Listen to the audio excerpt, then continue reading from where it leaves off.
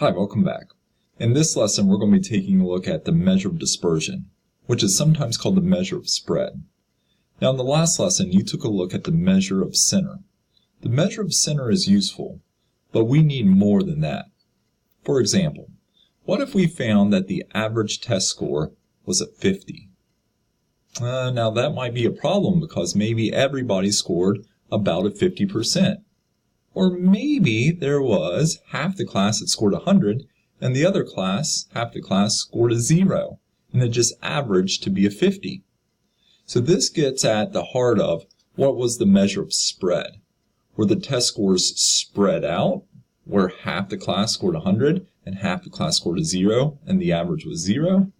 Or were the test scores not spread out at all and just about everybody in the class scored around a 50%?